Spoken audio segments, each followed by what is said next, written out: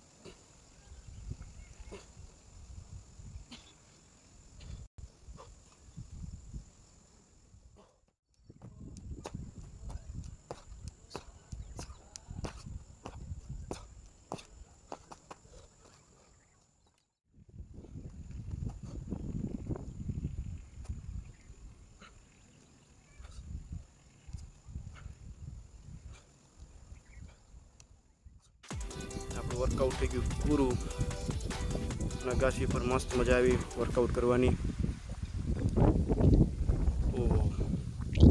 આ વાતાવરણમાં એક્સરસાઇઝ કરવાની બહુ મજા આવે।